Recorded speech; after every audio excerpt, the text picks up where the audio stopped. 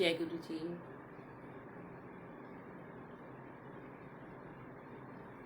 जय गुरु जी संगत जी, शुक्राना गुरु जी का।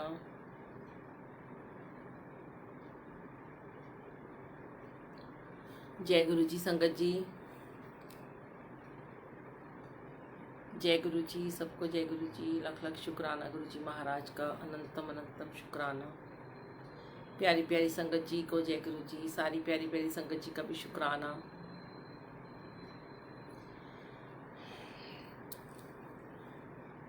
गुरु जी ने आज फिर से अपने सामने लाइव सत्संग के लिए बिठाया है, उनका लख लख शुक्राना, अनंतम शुक्राना मेरे गुरु जी महाराज का। मेरी आवाज़ आ रही है आपको संगत जी?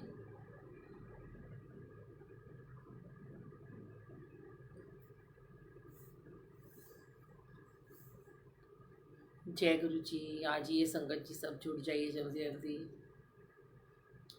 मुझे आज बहुत सारे शुक्राने करने हैं गुरु जी के, और आपको तो पता ही है कि मैं हमेशा शुक्राने ही करती हूँ गुरु जी के। चाहे सुख दे चाहे दुख दे, जो भी तेरी दात वो चोली पर दे। वो चाहे सुख दे चाहे दुख दे, हर वेले करा मैं तेरा शुक्राना। शुक्राना शुक्राना मेरे गुरु जी दा लख लख शुक्राना। नहीं जाना तेरा दर छड़ के हुन नहीं जाना। शुक्राना शुक्राना मेरे गुरु जी दा लख लख शुक्राना। अनंतम शुक्राना गुरु जी महाराज।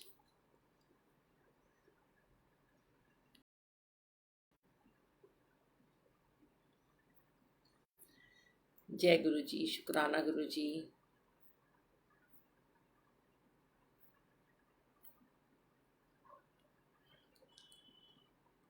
मेरी आवाज़ ठीक आ रही है संगत जी आप सबको?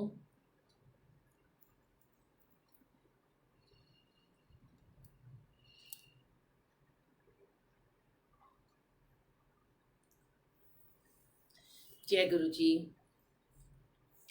जब तक संगत जी जुड़ रहे हैं, आइए 2 लाइनें हम शब्द की गुनगुनाते हैं।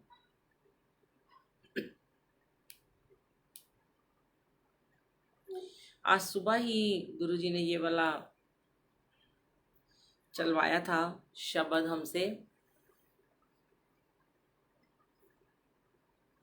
और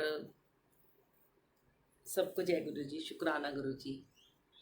अभी गुरु जी ने घर बिठा रखा है, होली वाले दिन से ही हो गए हैं, आज 10-12 दिन हो गए हैं, पर शायद गुरु जी की यही मर्जी है। खूब आराम फरमाया है, खूब रिलैक्स कराया है, सारी प्रॉब्लम्स ख़त्म कर दी, सारी बीमारियां दूर कर दी हैं उन्होंने मेरी।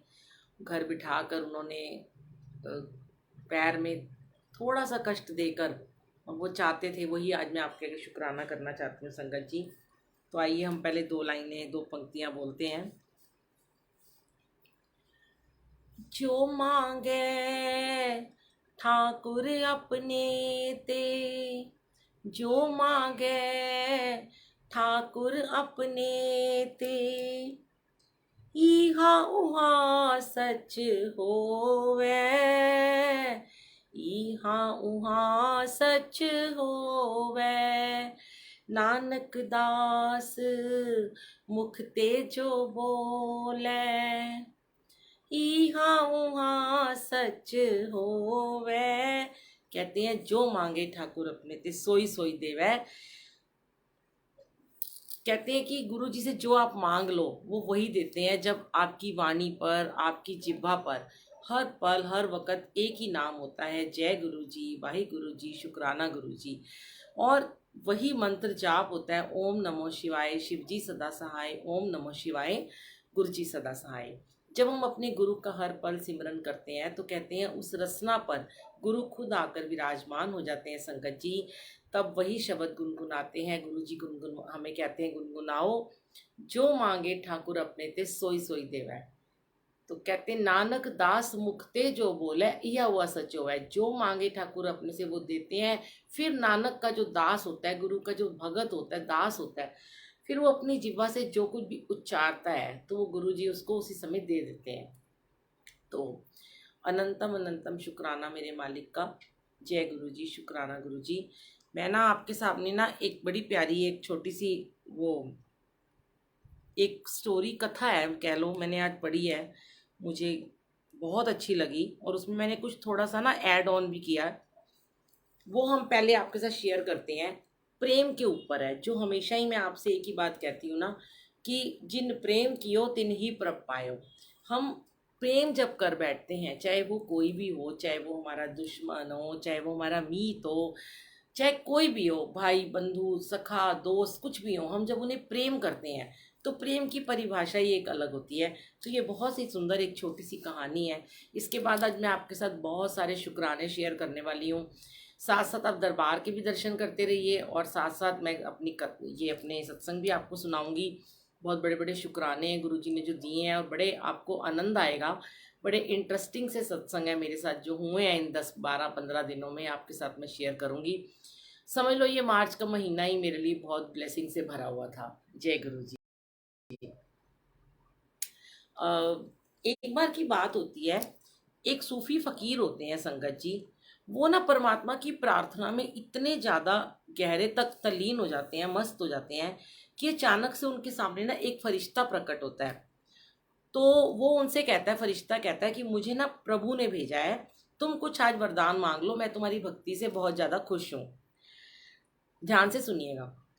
तो उसने कहा कि लेकिन जो परमात्मा की लीन में फ़कीर बैठा था, तो उसने कहा कि मुझे जो भी चाहिए, मुझे ज़रूरत से ज़्यादा मिला है, मैं बहुत शुक्राना करता हूँ अपने मालिक का, मुझे कोई कमी नहीं है, मुझे कुछ नहीं चाहिए।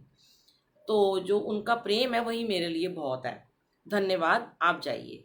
लेकिन फरिश्ता कहता है कि ये तो नियम के विपरीत है, जब भगवान किसी को आशीर्वाद देने के लिए भेजते हैं तो उन्हें लेना ही पड़ता है, वरना ये उनका अपमान हो जाता है। तो तुम्हें लेना तो पड़ेगा। तो फिर वो कहते हैं कि तुमने तो बड़ी मुश्किल में डाल दिया, फकीर कहते हैं। तो तुम ही मुझे बताओ कि मैं क्या ले लूं, क्योंकि मेरे पास तो सब कुछ है और मुझे तो कुछ याद नहीं है कि मुझे क्या चाहिए, मेरे पास बहुत ज़रूरत से ज़्यादा है, जो मैं तो हर वक्त बांटता ही रहता हूँ, इतना दिया मेरे मालिक ने मुझे। तो संगत जी इतने में ना वो कहता है कि मुझे कोई कमी नहीं है, पर अब तुमने ना एक मुझे अजीब सी मुश्किल में डाल दी, अब तुम ही बता दो मैं क्या मांगूं। तो वो फरिश्ता उसे कहते हैं कि कुछ भी ऐसी बात मांग लो जिससे कि दूसरों का भला हो। देखिए, हम ना जब भी कहते हैं ना कि हम इतने नाशुक्रे होते हैं कि अगर हमें प्रभु आके स्वप्न में परमात्मा आके अगर हम दर्शन हमें देते हैं और हमें वो ये कहते हैं कि तुम कुछ मांगो, तो हम हमेशा स्वयं के लिए मांगते हैं। हमारी लिस्ट जो होती है ना, वो संगत जी इतनी लंबी चौड़ी होती है कि उसमें लगता है कि हमारे बच्चे, हमारे हस्बैंड, हमारे घर परिवार, इनकी शादी, इनके बच्चे, मतलब हमारे माइंड में वही घूमता रहता है। हम कभी भी ये नहीं सोचते हैं, मैं अपनी बात ही करती हूँ, मैं आपको तो कुछ कह नहीं रही कि आप लोग ऐसा करते हो, क्योंकि कहते हैं ना पहले अपनी गलतियाँ गिनवानी चाहिए इंसान को। तो हम लोग इतने ज़्यादा ना शुक्रगुजार होते हैं कि हम ना चाहते हुए भी अपने लिए मांगते हैं। हमारे माइंड में ना कभी भी उस इंसान का नाम नहीं आता जो बहुत दुख में है, जिसने आज दिन में हमें कोई अपना दुखड़ा सुनाया हो। आपने देखा होगा बहुत कम संगत ऐसी होती है संगत जी जो ये याद रखती हो, जब उसे ड्रीम में गुरुजी के दर्शन होते हैं, भगवान आते हैं और वो उसे कुछ मांगने को कहते हैं, तो वो संगत जो है वो उसको उस संगत का ख्याल आता हो जिसने उससे 2 दिन पहले या 4 दिन पहले या उसी दिन अपनी कोई प्रॉब्लम शेयर की हो और ये कहा हो कि मुझे बहुत बड़ी बीमारी है, या मेरे घर में काम नहीं है, या मुझे कैंसर हो गया, या मेरे बच्चे बीमार, कुछ भी हो। तो हमारे दिमाग से वो बात स्किप हो जाती है और हम उसके लिए कुछ नहीं मांगते और हम अपने लिए मांगना शुरू कर देते हैं। तो इसी को कहते हैं ना शुक्रगुजार।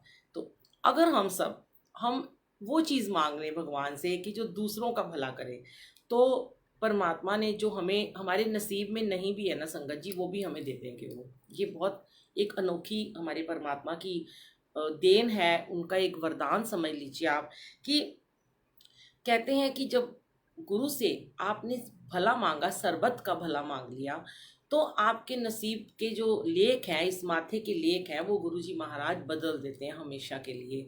माथे की उल्टी लकीरें भी सीधी हो जाती हैं। तो फिर वो कहते हैं कि अब बड़ी अजीब सी मुश्किल में तुमने मुझे डाल दिया, तुम ही बताओ मैं क्या मांगूं। तो वो फरिश्ता जी कहते हैं कि तुम कुछ ऐसी बात मांगो जिससे कि तुम दूसरों का भला कर पाओ। समझो कि तुम्हारे छूने से कोई बीमार ठीक हो जाए, और कुछ ऐसी बात मांग लो कि तुम्हारे हाथ में संजीवनी बूटी का प्रभाव आ जाए। अब वो उसको लालच दे रहे हैं, भगवान आकर एक देवदूत को भेज रहे हैं, एक फरिश्ते को उसके पास भेज रहे हैं, और उसकी भक्ति के बदले में उसे एक बहुत बड़ा लालच दे रहे हैं कि तू कुछ ऐसा मांग ले कि भाई तू जिसको छुए। देखो, अब हम इंसानी जामे में आए हैं, हम मनुष्य योनि में आए हैं। अगर कोई हमें आके स्वप्न में देव आके, कोई देवदूत आके, भगवान परमात्मा गुरु जी आके, वाहिगुरु आके दर्शन देते हैं, और वो हमें ये बात कहते हैं कि तुम कुछ ऐसा मांग लो कि जिससे तुम किसी को भी छुओ और वो ठीक हो जाए, तो हम तुरंत तैयार हो जाएंगे कि अरे वाह, हमें ऐसी दात मिल रही है, भाई हमारे थ्रू किसी का भला हो रहा है, तो हम यही सोचेंगे ना कि हाँ चलो चलो आप हमें ऐसा कुछ बना दो कि हम किसी को टच भी करें और वो ठीक हो जाए। तो फिर ना वो फकीर जो होते हैं, जिनको वो फरिश्ते ने ये बात कही होती है, तो वो फकीर कहते हैं कि ये तो ठीक है, लेकिन इसमें बहुत बड़ा खतरा है। आप ध्यान से सुनिएगा, इस जो स्टोरी मैं आपको सुना रही हूँ, ये सत्संग ही है एक तरह से बहुत बड़ा। वो कहते हैं कि इसमें बहुत बड़ा खतरा है। अभी मैं बिल्कुल, मैं नहीं मिट गया, मतलब मेरे अंदर की जो मैं, इवन जो हम अहम कहते हैं अपनी मैं, वो पूरी तरह से ख़त्म नहीं हुई है।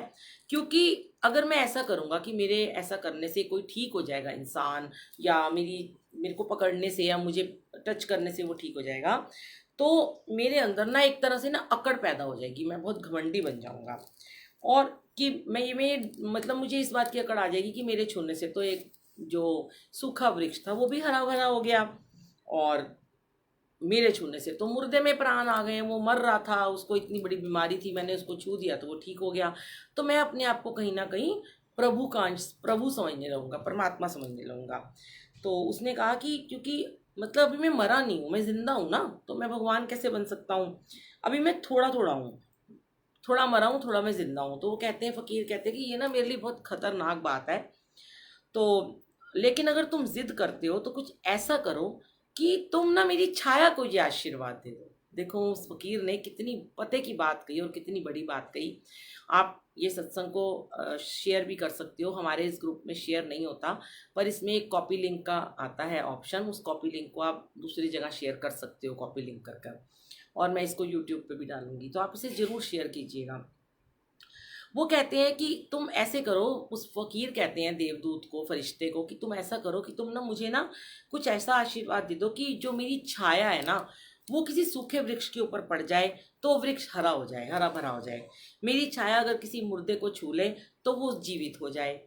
तो फरिश्ते ने कहा कि इससे क्या फर्क पड़ता है। उसने कहा, फकीर ने कहा कि फर्क पड़ता है, क्योंकि मैं कभी पीछे लौटकर मुड़कर नहीं देखूंगा, क्योंकि मेरी छाया ने उसको ब्लेस किया, मेरी छाया के छूने से वो इंसान ठीक हो गया। तो छाया से जो होगा वो तो छाया जाने, मैंने तो कुछ नहीं किया ना, मेरी परछाई ने किया जो भी किया है, मेरा इससे कुछ भी संबंध नहीं रहेगा। और फिर तब कहते हैं कि वो फकीर भागता रहता था, भागता रहता था, इस जगह से उस जगह, उस जगह से उस जगह, इस देश से उस देश, हर नगरी नगरी, द्वारे द्वारे वो भागते रहे। एक गांव से दूसरे गांव, एक मोहल्ले से दूसरे मोहल्ले में, एक आदमी से दूसरे आदमी के पास चले जाते थे। और उन फकीर ने कभी भी पीछे मुड़कर ज़िंदगी में नहीं देखा, पीछे लौट के नहीं देखा कि मेरे पीछे कौन जिंदा है, किसको मेरी हरियाली मिल रही है, कौन मेरी परछाई से सुखी हो रहा है। तो बस वो दौड़ता ही रहता, और वो जितने ज़्यादा लोगों को सोचता कि उसकी छाया लग जाए, उसकी परछाई किसी के ऊपर भी पड़ जाए, और वो कोई बीमार ठीक हो जाए, कोई मुर्दा उठ जाए, कोई वृक्ष सूखा है तो वो हरा हो जाए, कोई पानी का कुआं सूख गया है तो उसमें जल आ जाए और झरना प्रकट हो जाए, मगर वो भागता ही रहता था और पीछे लौटकर कभी नहीं देखता था। तो वो कभी एक गांव में नहीं रुकता था, क्योंकि वो जितने दूर दूर भाग सकता था उतनी ही उसकी छाया लोगों पर पड़ रही थी, है ना। कितनी प्यारी ये स्टोरी है, इसका मीनिंग अभी आपको समझ में आएगा। और उसको ये कभी याद नहीं रहा कि उसके पीछे जहाँ जहाँ उसकी छाया पड़ी, उसकी परछाई पड़ी, कौन कौन लोग ठीक हुए, कौन कौन अपने बीमारियों से मुक्त हुए, कष्टों से मुक्त हुए, क्योंकि उसने परमात्मा के फरिश्ते से एक वरदान मांगा था कि मेरी परछाई जिसके ऊपर, मेरी छाया जो पड़ेगी जिसे मैं नहीं देख सकता। आप देखो, आप पीछे मुड़ के देखोगे आपकी परछाई हट जाएगी वहां से, कहीं आपकी परछाई है ना, आप अपनी परछाई को कभी नहीं देख सकते, पीछे मुड़ के नहीं देख सकते हो। तो अब कितने लोग ठीक हुए, कितनों को जीवन दान मिला, उसने कभी भी कोई हिसाब नहीं लगा पाया। क्योंकि अगर कोई उससे पूछता जीवन के अंत में, खुद परमात्मा आके पूछते, तो वो नहीं बता सकता था कि कितने मुर्दे जीवित हुए, कितने वृक्ष हरे भरे हुए, कितने लोग ठीक हुए, कितनी बीमारियां, कितने झरने बह गए। उसके पास कोई हिसाब ही नहीं था। अब यहाँ बात आती है हमारा प्रेम जो हम दूसरों को करते हैं संगत जी। बात शुरुआत हुई थी प्रेम से। प्रेम करने का ना कभी भी ना कोई हिसाब किताब नहीं होता। प्रेम का कभी कोई मूल्यांकन भी नहीं होता। प्रेम की कोई परिभाषा नहीं होती। प्रेम का कोई तोल मोल नहीं होता कि आप किसी को कितना प्रेम कर रहे हो। और वो प्रेम हिसाब नहीं जानता, क्योंकि उसका मैथमेटिक बड़ा वीक होता है प्रेम का। तो प्रेम जो होता है ना, वो पीछे लौट कर, पीछे मुड़कर कभी नहीं देखता। आपने अब किसी को प्यार किया, हम एक जगह पे जाते हैं, हम कहीं सत्संग में गए, ठीक है, दिल्ली से बाहर गए, कहीं भी अनजान जगह पे गए, तो वहाँ पे लोगों ने हमें बहुत प्रेम दिया, बहुत प्रेम दिया। हमने भी उन्हें बहुत प्रेम दिया। पर ये नहीं कि हम उस प्रेम के बदले उसको बार बार पूछते रहे कि तुम्हें कैसा लगा, हम यहाँ पे आए थे, तुम्हें अच्छा लगा ना। कभी भी नहीं। गुरुजी ने हमसे तो कभी ऐसा नहीं करवाया। जहाँ गए वहीं पे उस प्रेम को छोड़ दिया। अब वो प्रेम फैलेगा। कैसे फैलेगा? क्योंकि आप उनको ये सिखा के आए हो कि पीछे मुड़कर नहीं देखना। तो प्रेम जो है वो पीछे लौटकर कभी नहीं देखता। प्रेम में कोई गणित नहीं होता। अब तुम पूछते हो प्रेम और त्याग में महत्व किसका ज्यादा है। देखिए, ये क्वेश्चन बहुत लोग पूछते हैं कि प्रेम और त्याग में किसका महत्व ज्यादा है। तो लोग क्या कहते हैं, जनरली लोग ये कहते हैं कि प्रेम और त्याग में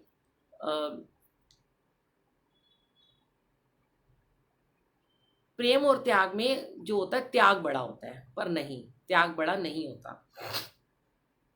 प्रेम के पीछे जो आता है ना, वो त्याग होता है। पहले प्रेम आता है, फिर त्याग आता है। त्याग के साथ प्रेम आता है। आप त्याग को बिना प्यार के कर ही नहीं सकते किसी को। अगर किसी के लिए त्याग करना चाहोगे, जब आपको उससे प्रेम होगा तभी आप उसके लिए त्याग कर पाओगे। I am right? कि प्रेम जो है वो बिना त्याग के संभव ही नहीं है। त्याग मन में आएगा कब? जब किससे में प्यार होगा। अनजान के लिए, इसको प्यार ही नहीं करते, उसके लिए त्याग क्या करोगे ना आप। तो अब क्या होता है कि हमारे प्रश्न का ये अर्थ है कि हम कहाँ से शुरू करें। अब मैं कहूँगी कि तुम प्रेम से शुरू करो, क्योंकि त्याग से शुरू करने में भूल हो सकती है कभी भी। बहुतों ने यही समझाया हमें कि प्रेम केंद्र है और त्याग एक परिधि है। प्रेम एक बीच का बिंदु है, त्याग उसके आसपास घूमता है। कोई भी परिधि बिना केंद्र के नहीं होती और कोई भी केंद्र बिना परिधि के नहीं होता। तो प्रेम और त्याग एक दूसरे के पूरक है। इन दोनों का मूल्य बराबर है, इन दोनों का बहुत गहरा संबंध है। लेकिन तुम पहले प्रेम से भरो, त्याग आए अपने से, तो तुम्हारी छाया को बल मिल जाएगा। देखो, अगर आपके मन में त्याग की भावना है, जो आपकी परछाई है, जो आपकी छाया है, वो एक मजबूत छाया बनेगी, उसे बहुत बल मिलेगा। तब आपकी छाया में नेचुरली बात है, संजीवनी बूटी का गुण भी आ जाएगा। जो वो फरिश्ते कह रहे थे उस फकीर को कि संजीवनी बूटी ले लो, तो जब उसने अपने आप को त्याग की भावना से प्रेम को किया, तो उसमें नेचुरल संजीवनी बूटी का वास हो ही गया। अब त्याग को घसीट कर आगे कभी मत लेके आओ। त्याग को भी अपने पीछे ही रखो, क्योंकि हम जहाँ हमारे मन में ये होती ना, हमने तेरे लिए त्याग किया। कोई माँ कहती है मैंने अपने बच्चे के लिए त्याग किया। कोई बच्चा कहता है मैंने अपने माँ बाप के लिए बहुत त्याग किया। नहीं, वो प्रेम किया था उन्होंने। वो प्रेम के वशीभूत होके ही उन्होंने ये रिश्ते बनाए हैं। सब कुछ प्रेम के वशीभूत है। अब आप एक बात बताओ कि जितना भी ये दोनों एक बैलगाड़ी के मतलब दो पहिए हैं, समझ लो, एक प्रेम और एक वो जो है आपका त्याग। तो अब आपको ये बात समझ में आ गई होगी कि प्रेम करना कितना जरूरी है। जब उस फकीर ने प्रेम मांगा कि मेरी ऐसी, मुझे मेरी छाया को इतना प्रेममय बना दो, प्रेम पूर्वक बना दो कि मेरी छाया, मेरी परछाई जिसके ऊपर पड़े। क्योंकि ये इस तन से अगर मैं किसी की सेवा करता हूँ, इस तन से मैं किसी को छूता हूँ, तो मेरे में घमंड आ जाएगा। लेकिन अगर मेरी परछाई किसी का भला करती है तो मुझे घमंड नहीं आएगा, क्योंकि मैं पीछे मुड़ के अपनी परछाई को देख ही नहीं रहा। तो मुझे बड़ी अच्छी लगी ये स्टोरी। थैंक यू, शुक्राना गुरुजी, जो आपने मुझे ये पढ़वाई। अब मैं आपके साथ अपना बहुत सारा सत्संग शेयर करना चाहती हूँ संगत जी। ये जो मंथ था मार्च का और फरवरी का, मतलब जनवरी से समझ लो दिसंबर से ही लेकर हम लोग डेली सत्संग में जा रहे थे और रोज़ आना जा रहे थे। और बहुत दूर दूर गुरुजी हमें भेज रहे थे, जैसे कभी रिवाड़ी, कभी हरिद्वार, देहरादून, कभी कहीं दिल्ली में भी, कभी नोएडा, कभी कृष्णा नगर, काफ़ी दूर दूर हम जा रहे थे, गाज़ियाबाद वगैरह। तो अगर दिल्ली में भी हम जाते थे, 2 घंटे जाने 2 घंटे आने के लगते थे हमें। और बाहर जाते दिल्ली से तो हमारे को जैसे 5-5, 6-6 घंटे हमारे सफ़र में लग रहे थे संगत जी। तो हुआ क्या कि जब ये करते करते कहते हैं ना भाई, एक बॉडी होती है कि हाँ हमारी बॉडी कितना, मतलब गुरुजी देते हैं स्टैमिना, मैं इस बात को मानती हूँ, गुरुजी सब कुछ करवाते हैं। पर एक बॉडी में ना एक सिस्टम होता है, इम्यून सिस्टम जिसको हम कहते हैं, तो वो थोड़ा थोड़ा कभी कभी वीक हो जाता है ज़्यादा जब हम इस बॉडी की मशीन से काम लेते हैं।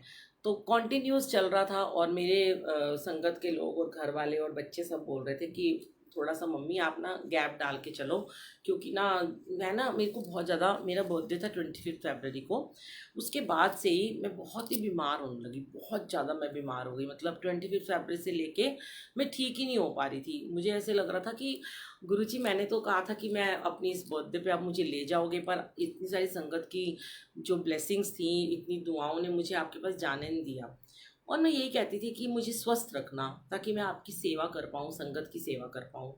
पर इतना मेरा सर्वाइकल और मेरा माइग्रेन बढ़ चुका था संगत जी, कि मैं रोज़ जो मेरी टैबलेट छूट गई थी, और मैं फिर भी हर सत्संग में जाके यही बात शेयर करती थी मैं, कि मेरी सारी टैबलेट छूट गई हैं, गुरुजी ने मेरी सारी दवाइयाँ छुड़वा दी हैं। और क्योंकि वो मेरे शुक्राने हैं, वो सच में गुरुजी ने छुड़वाए हैं, मेरे सारे इंजेक्शन सब छुड़वा दिए थे। पर इन दिनों मुझे 4-4 5-5 टैबलेट और इंजेक्शन लगवाने पड़ रहे थे, क्योंकि मेरा ये जो नेक थी ये पूरी स्टिफ हो चुकी थी, और उसकी वजह से मेरा पूरा माइग्रेन और मेरा सर फटता था। और मैं जो इंजेक्शन लगवाती थी ना, तो मैं उससे भी ठीक नहीं हो पा रही थी। तो इस बार मुझे पहली बार ऐसा लगा कि गुरुजी मेरे को तो इंजेक्शन का भी असर नहीं हो रहा, ये क्या हो गया मेरे साथ में। फिर मैं फिजियोथेरेपी कराने के लिए गई भाई अपनी फ्रेंड के पास, सेक्टर 7 में। तो उन्होंने मुझे मतलब कि बोला कि तुम्हारा बहुत ज़्यादा स्पॉन्डिलाइटिस बढ़ गया है, तुम्हें कम से कम 1 मंथ तक तो तुम्हें कराना पड़ेगा। जैसे आपको याद होगा लास्ट ईयर गुरुजी का जब बर्थडे आया था, तब मैं टाइफाइड, मुझे 4 टाइम, चौथी बार मुझे टाइफाइड हुआ था संगत जी। और गुरुजी ने मुझे ब्लेस किया था, मेरे को स्लिप डिस्क हुई थी, और तब भी उन्हीं डॉक्टर ने 1 महीने का टाइम दिया था, और 3 डेज़ में ही मेरी स्लिप डिस्क ठीक हो गई थी।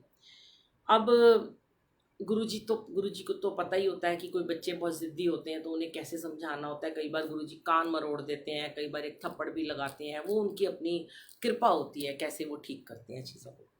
तो उन्होंने कहा, तो मैं जाना शुरू हो गई। तो मैं जब सुबह जाती थी 9 बजे, क्योंकि मेरे दिन में सत्संग थे डेली, तो मुझे लगता था कि मैं जल्दी जल्दी 8:30-9 बजे होके आ जाती हूँ, और फिर मैं दोपहर में 12 बजे सत्संग में चली जाऊँगी सेवा में। क्योंकि मैं सत्संग में जाने से पहले भी टैबलेट खा रही थी, सत्संग में पहुंचने के बाद भी मैं अपनी गोली खाती थी, द पेन किलर, पर मुझे आराम नहीं आ रहा था। और मैंने उसके बाद अपना ट्रीटमेंट कराना शुरू किया संगत जी। तो मुझे थोड़ा थोड़ा आराम आने लगा। पर वही बात थी कि मुझे सुबह बहुत जाम मिलता था और मैं लेट हो जाती थी, तो मैं 2 दिन जाती, 2 दिन में नहीं जाती थी। तो हमारे यहाँ की संगत ने बोला कि हमारे यहीं पर ही गुरु हरकृष्ण नगर में एक गुरुद्वारे में बहुत अच्छा ट्रीटमेंट करते हैं, आप यहीं दिखा लिया करो, यहाँ पैसे भी कम लगते हैं। तो मैं पहले जा नहीं रही थी, पर मैंने सोचा चलो एक बार मैं चली जाती हूँ। तो मैं वहाँ पर गई तो मुझे बहुत अच्छा लगा, वहाँ पे उन्होंने बड़ा अच्छा फिजियोथेरेपी का ट्रीटमेंट बना रखा था। मैंने उनको 500 रुपीज़ जमा किए, वहाँ 100 रुपीज़ रोज़ के थे, और मतलब कि 5 दिन उन्होंने कहा लगातार आप आना, फिर दोबारा आपको 5 दिन हम और बुलाएंगे। और मैं बड़ी खुश थी कि चलो मेरे घर के पास ही होगी, अब तो मैं सत्संग में भी जा पाऊंगी। पर सत्संग जाना मैं नहीं छोड़ रही थी।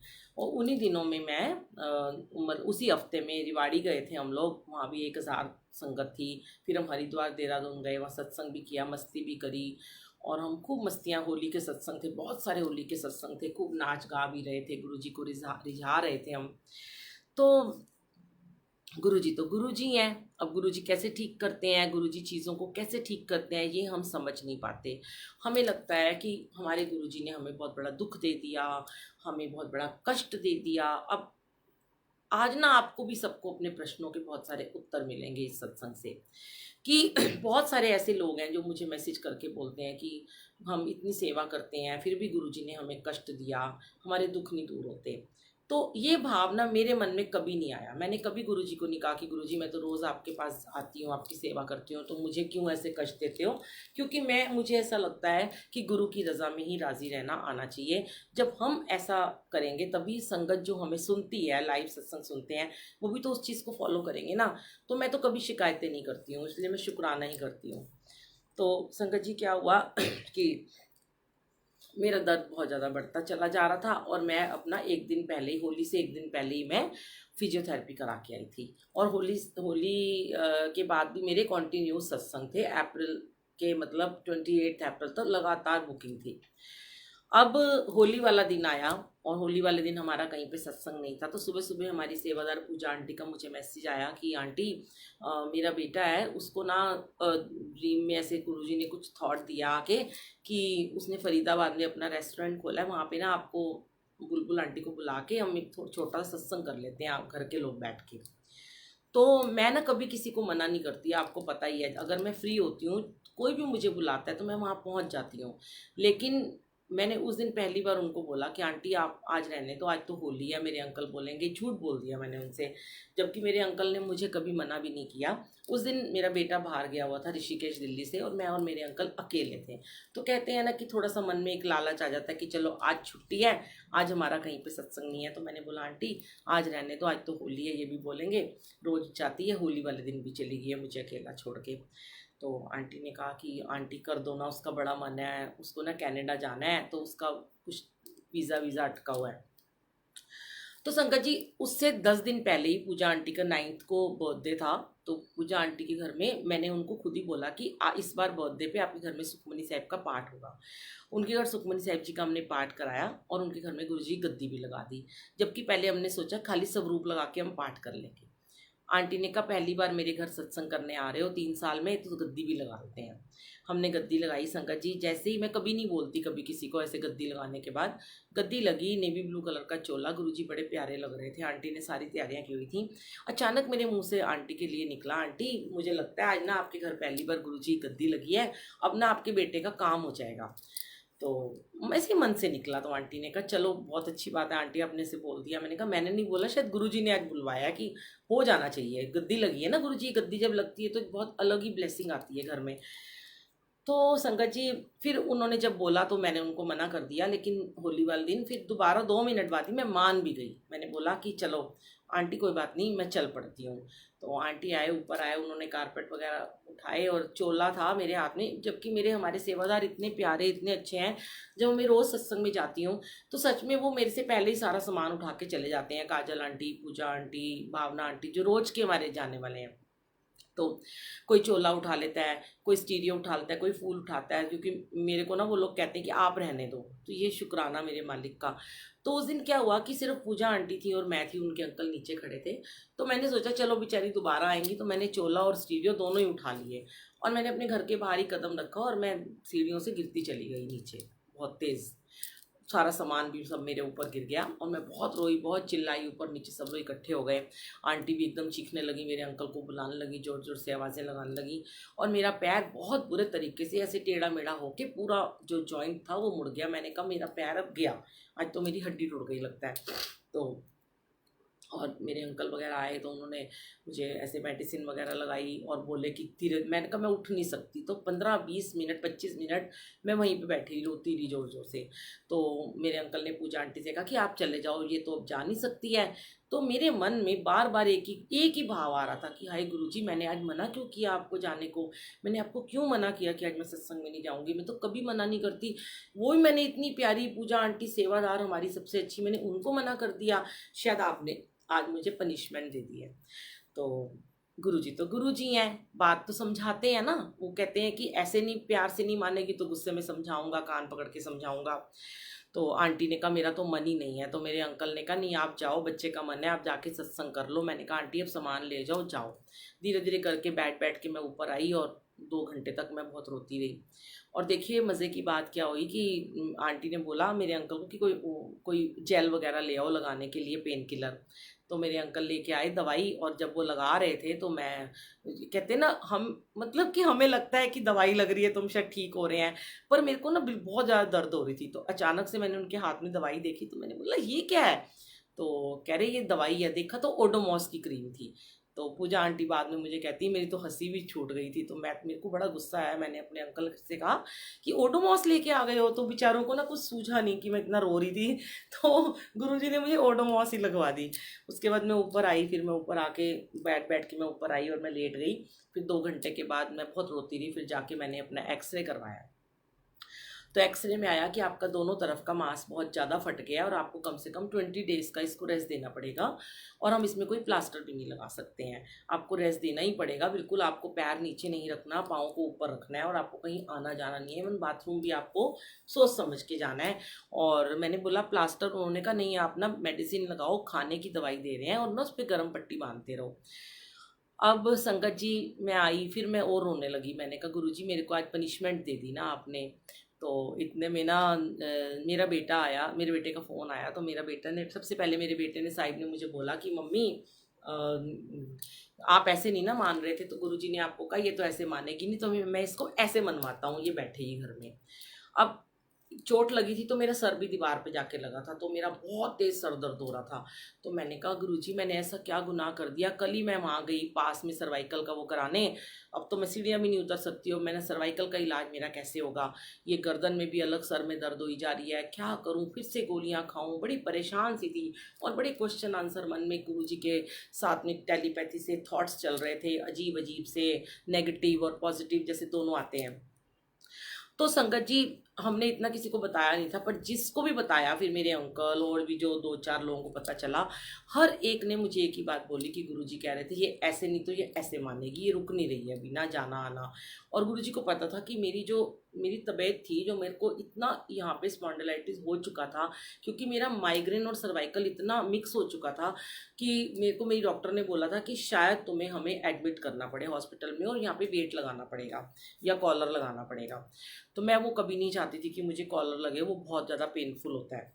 तो संगत जी, और दवाइयाँ खा खा के मुझे इतनी एसिडिटी हो रही थी, और मैं बड़ी हैरान थी कि मैं ट्रामाजेक्स के और डायनापर के इंजेक्शन लगवा रही हूँ इतने स्ट्रॉन्ग, और इंजेक्शन लगवा के आती थी और अपने डॉक्टर से कहती थी कि मुझे आराम ही नहीं आ रहा है, ऐसा क्या हो गया है। तो गुरुजी ने मुझे इस तरीके से मुझे बेड पे बिठाया। और संगत जी आप लोग, मतलब मैं क्या बोलूं कि हम ऐसे समय में भी गुरुजी का शुक्राना करने पे मजबूर हो जाते हैं कि जब हमें गुरुजी इतना बड़ा कष्ट देते हैं, इतने सारी हमारी बॉडी में कुछ प्रॉब्लम देते हैं, और फिर उसको थोड़े में काट देते हैं। देखो अगर मेरी हड्डी ब्रेक हो जाती, मुझे एक परमानेंट 2 महीने का प्लास्टर लग जाता, मैं बिल्कुल पाँव ना रख सकती। फिर मैंने पॉजिटिव सोचना शुरू किया कि शायद इसी में मेरी भलाई थी कि मैं नहीं रुक रही थी। गुरुजी ने मुझे घर में बिठाया और मुझे थोड़ा रेस्ट, मुझे जो रिलैक्स नहीं मिल रहा था, क्योंकि हर कोई मुझे, जब मैं हरिद्वार में गई तो मैं वहाँ बहुत बहुत बहुत परेशान थी, पूरे रास्ते भर में दवाइयाँ खाती थी। तो हर कोई यही कह रहा था कि भाई आप सत्संग भी शेयर करते हो, आप सत्संग में खड़े भी रहते हो, और आपको एग्जर्शन ज़्यादा हो रही है। मेरी डॉक्टर ने भी यही कहा, एग्जर्शन ज़्यादा हो गई है तुम्हारी, इसको रोकना पड़ेगा। तो मैं कहती नहीं, जितनी बुकिंग है मैं नहीं रुक सकती। तो गुरुजी ने कहा तेरा कान मरोड़ता हूँ, तो ऐसे नहीं तो ऐसे मानेगी। और संगत जी बस मैं बेड रेस्ट पे आ गई, और आप लोग बिलीव नहीं करोगे संगत जी, नेक्स्ट डे से ही मेरी सर्वाइकल का जो दर्द था वो पता नहीं कहाँ चला गया, खत्म हो गया। अब गुरुजी ने कौन सी देखो लीला रची थी कि मैं तो डॉक्टर के पास जा ही नहीं सकती थी अपना इलाज कराने के लिए, ना मैं अपनी फिजियोथेरेपी करा सकती थी, ना ही मैं इंजेक्शन लगवाने जा पा रही थी। तो गुरुजी ने मेरे पैर में थोड़ी सी मुझे चोट लगवा कर और मेरी पूरी बॉडी का ट्रीटमेंट किया, मेरा माइग्रेन ठीक कर दिया। मेरा ये जो मैं भी आपके सामने बैठी हूँ ना, आप हमारी संगत को पता है, मेरी आंखें ना खुलती नहीं थी संगत जी, मेरे को इतना दर्द होता था कि मेरी आंखें हर वक्त, जैसे लगता था दवाइयाँ खा के ना मैं नशे में रहती थी, हर वक्त नींद की दवाइयाँ खाती थी मैं।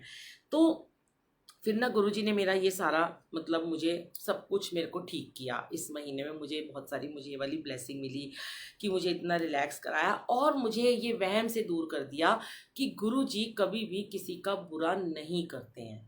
जो हमारे मन में आती है ना बातें कि गुरु को हम फटाफट शिकायत करते हैं, हमारे साथ कुछ भी अनहोनी हो जाती है ना संगत जी, तो अपने महाराज को जल्दी से फटाफट शिकायतों का पिटारा खोल के बैठ जाते हैं।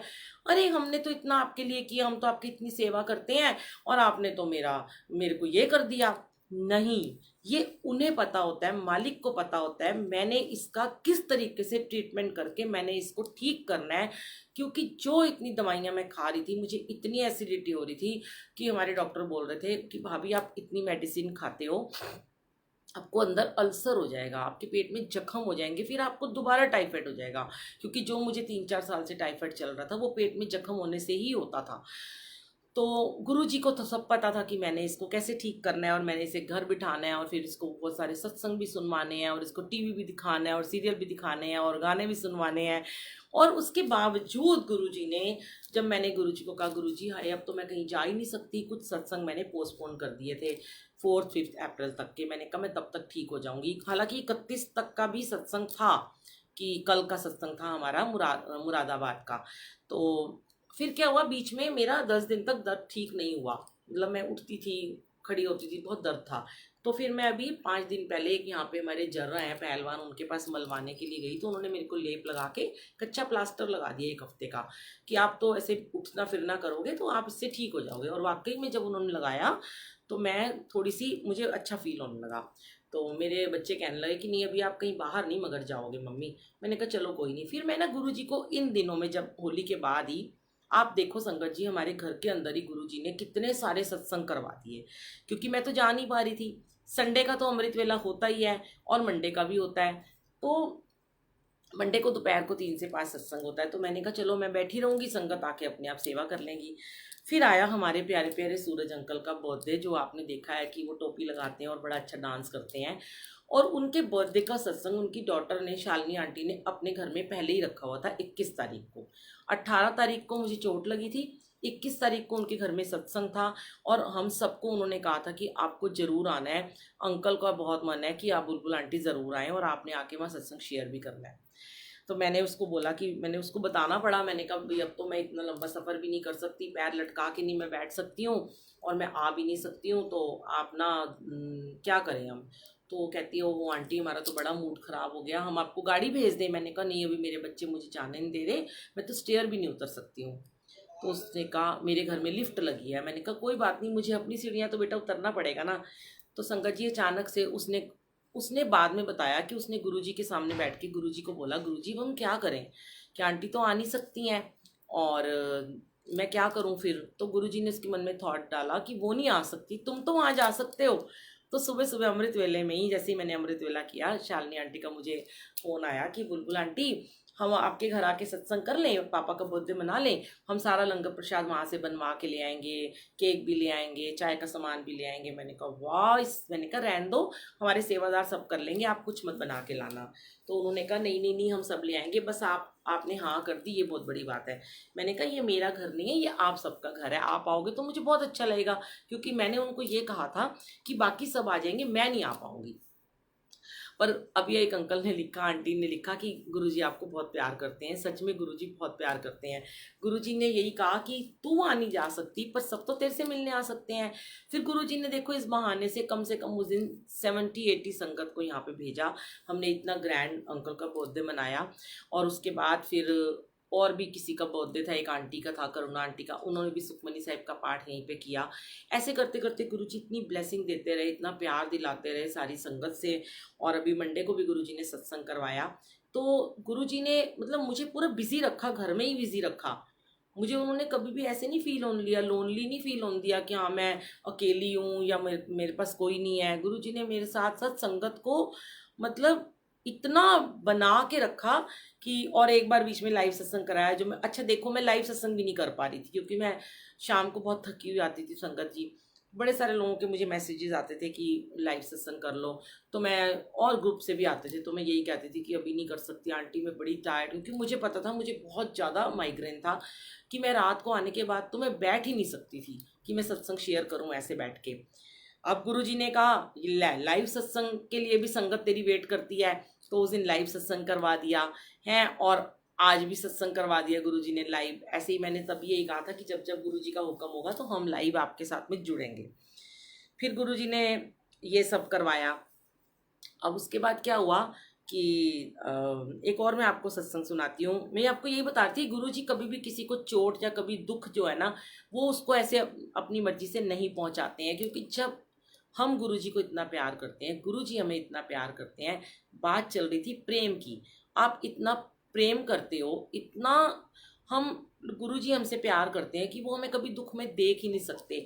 उन्होंने एक मेरा मेरी प्रॉब्लम को दूर करने के लिए मुझे एक छोटी सी दूसरी प्रॉब्लम दे दी, देखो आप। और आप लोग, हम लोग कितने नाशुक्र होते हैं कि बात कहते रहते हैं, गुरुजी अरे हमारे साथ ऐसा क्यों कर दिया। मैंने फिर शुक्राना करना शुरू किया, शुक्राना गुरुजी, आपने मेरी प्रॉब्लम को ख़त्म करने के लिए ये तरीका चुना कि जो मैं ढीठ हो गई थी और मैं नहीं मान रही थी।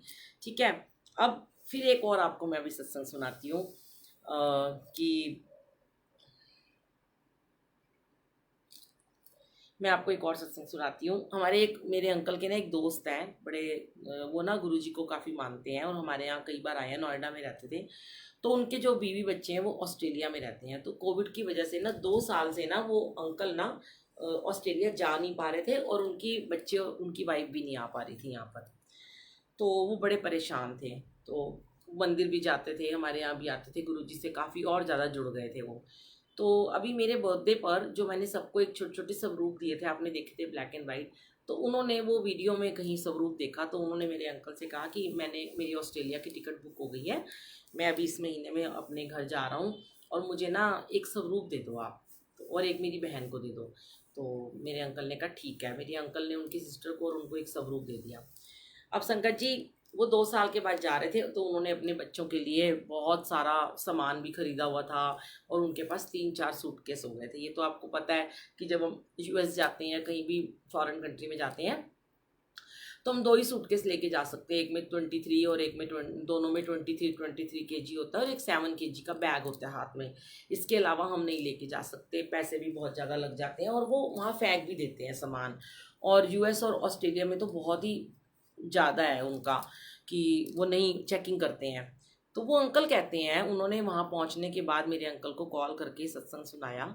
वो कह रहे थे शायद मैं रिकॉर्ड करके भी आपको भेजूंगा, आप सबको सुनाना। तो संगत जी, वो अंकल कहते हैं कि ना मैंने सारा सामान तो रख लिया और मैंने अपनी वाइफ से बोला कि भाई ये जो खुलेगा वहाँ पे सामान तो देखूंगा, फिर किसी के घर भेजूंगा। और गुरुजी का जो इतना बड़ा स्वरूप था वो उन्होंने अपने हाथ में रखा हुआ था, अपने बैग में डाल के। उन्होंने बोला ये गुरुजी को मैं अटैची में बंद नहीं करूंगा, इनको मैं अपने साथ लेके जाऊंगा।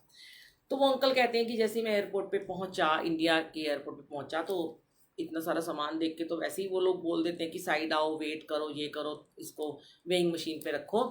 कहते गुरुजी मेरे साथ साथ चल रहे थे और मैं जैसे ही वहाँ पे पहुँचा तो उन्होंने मुझसे पूछा ही नहीं और मेरे सारे अटैचियों के ऊपर स्टैंप लगा दी और मेरा अटैची अंदर कर दिए।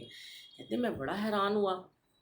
तो मैंने शुक्राना किया गुरुजी का, गुरुजी आप मेरे साथ साथ चल रहे हो, तो मुझे यहाँ किसी ने पूछा नहीं है, अब आप मुझे ऑस्ट्रेलिया में भी ऐसे ही निकाल देना।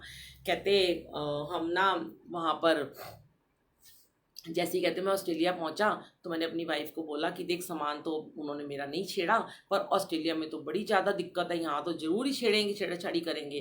तो कहती चलो जो होगा देखा जाएगा, या तो हमें बहुत सारे पैसे भरने पड़ेंगे, लाखों रुपए भरने पड़ेंगे, या वो सामान इधर अपने पास ही वो जमा कर लेते हैं, जैसे भी होता है।